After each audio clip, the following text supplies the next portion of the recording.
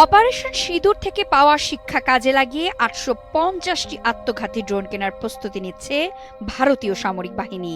ড্রোনগুলো দিয়ে দেশটির ৩ বাহিনী এবং স্পেশাল ফোর্সেসকে শক্তিশালী করে তোলা হবে।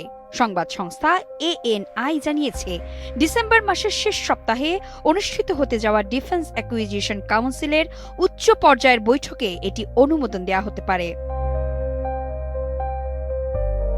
প্রস্তাব অনুযায়ী দ্রুত ক্রয় প্রক্রিয়ার মাধ্যমে দেশীয় উৎস থেকে এই ৮৫০টি আত্মঘাতী ড্রোন এবং সেগুলো ছোড়ার ব্যবস্থা সংগ্রহ করা হবে। সূত্র জানিয়েছে, ভারতীয় সেনাবাহিনী বর্তমানে বিভিন্ন উৎস থেকে সংগ্রহ করা প্রচুর সংখ্যক লয়টারিং চালকহীন আকাশযান ব্যবহার করছে। অল্প সময়ের মধ্যেই দেশটি তার সবকয়টি সামরিক বাহিনীকে শক্তিশালী করে তুলতে প্রায় ৩০,০০০ ড্রোন কেনার পরিকল্পনা করছে। পহেলগাম ট্র্যাজেডিতে ২৬ জন প্রাণ হারান।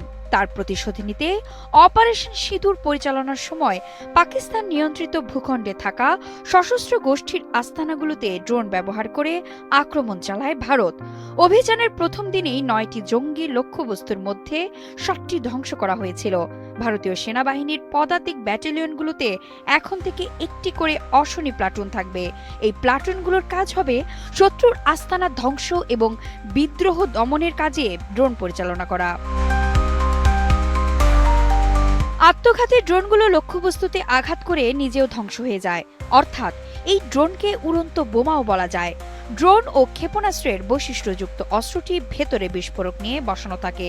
মূলত যুদ্ধক্ষেত্রে এটি নির্দিষ্ট লক্ষ্যবস্তু চিহ্নিত করে রিমোট কন্ট্রোলের সাহায্যে সেখানে ড্রোনটি উড়িয়ে নিয়ে আঘাত হানা হয়, আর সঙ্গে সঙ্গেই বিস্ফোরণে লক্ষ্যবস্তু ধ্বংস হয়। অনেক ক্ষেত্রে এসব আত্মঘাতী ড্রোনের স্বয়ংক্রিয় পথ চলা এবং লক্ষ্যবস্তু শনাক্ত করার প্রযুক্তিও থাকে।